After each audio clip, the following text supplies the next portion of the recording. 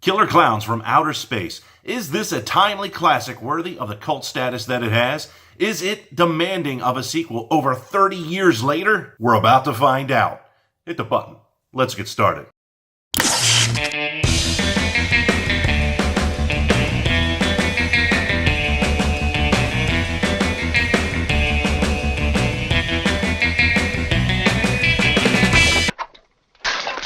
The small town Crescent Cove has been invaded by aliens who look like circus clowns that are capturing, killing, and harvesting humans. It is up to Mike Tobacco and his friends to stop the clowns before the human race becomes extinct. Hey there, hi there, ho there, Andrew here, the horror host of Generations X, Y, and Z inside Davis Manor, where we find humor and horror. And this is where I share my love of horror and entertainment, where I review TV shows, movies. I talk about my time in the haunt industry, so if that sounds interesting, consider hitting the subscribe button. But before I break down Killer Klowns, because they help me produce these videos, a big old shout out to the patrons of the channel. And if voting on future projects, being rewarded with different perks, or getting behind the scenes access with me sounds exciting, then click on the link above if you enjoy this channel and learn more. Links are also in the description and at the end of the video. The movie Killer Klowns from Outer Space is about an alien race that has come to Earth to harvest people in this PG-13 MGM film, which is now over 30 years old. The film's protagonist, Mike Tobacco, yes, that is his name, and his girlfriend Debbie need to figure out how to stop them with the help of Officer Dave Hansen,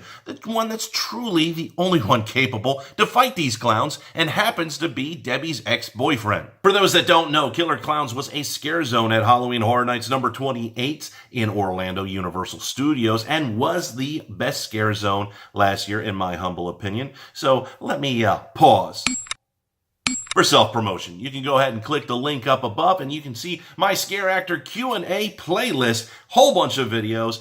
It's all about what it's like getting paid to scare people. Now, getting back into the film. At first glance, you can notice that this movie is very fun and lighthearted. Yes, people do die, and they do die in a black comedy. People just die in those type of comedy horror types of movies.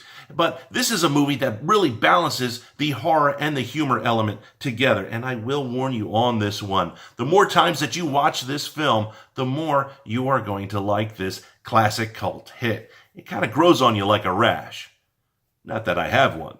The screenplay is written by the Chiodo brothers, Stephen, Chris, and Edward, who is uncredited, and this film has a few things that are kind of by the numbers, to include the comedy relief sidekick, which happens to be a set of brothers, and one of the enjoyable things about this screenplay is the simple foreshadowing and the semi-realistic responses to completely outrageous situations. I mean, the film is called Killer Klowns from Outer Space. The title in itself is outrageous. Things happen over the top crazy, and you really need to have a suspension of disbelief as a prerequisite before you go into this film. The characters' situations are quite enjoyable to witness. The main protagonist is forced to cooperate with one of the other heroes in the film, the authority figure basically, which happens to be the ex-boyfriend of his girlfriend. Awkward, yes, but really fun to see play out in the screenplay. Not much work has been done by Stephen Chiodo and Alfred Taylor, the director and cinematographer of the film, respectively, since this movie had been released.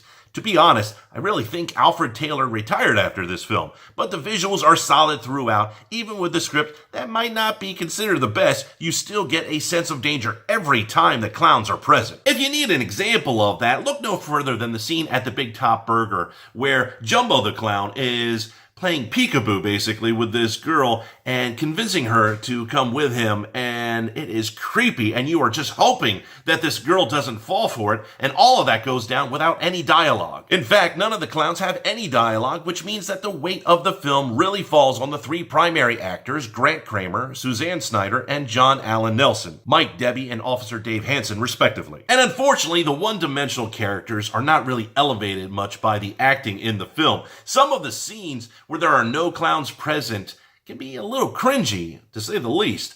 But that's kind of the charm of the film as well. I will say that John Vernon's Officer Mooney is probably one of the most believable characters and is a strong catalyst of the movie's narrative as the second antagonist. And this is needed since the primary antagonist, the Killer Klowns, don't speak at all. The good about this movie is that it is what it is, a fun, lighthearted sci-fi horror comedy where people die, and they die in cartoony, violent types of ways. The practical creature makeup effects of the clowns, which is a staple of the creature and puppet designers, the Chiodo brothers, who are puppeteers themselves, are fun and cartoony, which is great as it hides the sinister side of what these clowns want to do with everyone. Side note, the film had a budget that was less than $2 million and it made it up in the first week of release, but that was due to the majority of the practical special effects being created directly by the film's creators themselves. And lastly, the music of this film is just great. And I'm not talking about just the theme Killer Klowns that was done by the Dickies. The music is done and composed by a person named John Masari, I believe is how you say his name. It totally hits the mark on the tone and the vibe of the film. The negative for this film is the acting overall is subpar at best. But then again, the material that the actors are working with is not a Shakespearean drama. John Vernon's Officer Mooney steals every scene that he is in, and I will say that none of the actors are annoying in their roles as it plays out. It's funny, I still find myself rooting for them as they battle against the clowns, even after countless of times I've watched this film. I will say that if you cannot suspend your disbelief for an hour and a half on this film, you are going to have a problem with this movie. Expect these people to die in ridiculous ways that don't make any sense, and realize that the filmmakers don't take things too serious in this movie. And that brings us to the danger zone. This is where I give scores out to all the categories that I've been talking about and end with a finished rating. So let's start off with direction. Direction is a 7. And when it comes to acting, I give it a 6 because it could have been better. Narrative, which is how the story plays out on the film, I give an 8. And when it comes to the genre of being a sci-fi horror comedy, I give that an 8 as well. When it comes to the enjoyment of the film, I really enjoy this film. I've watched this film more than I should have, and I give it a 9. So that means that the overall rating of this is a 7.6. Now that means that this is kind of a middle-of-the-road type of horror comedy, but it really strikes to a core audience. And that could be people that like any kind of black comedy or sci-fi horror or just 80s movies in general. So if you like any of those categories, this is a must-have in your library. It truly deserves the cult status that it has. And I've been wanting to see a sequel for quite some time. I didn't think that it would have to be 30 years. I just hope that the sequel has practical effects and does not go into the realm of CGI.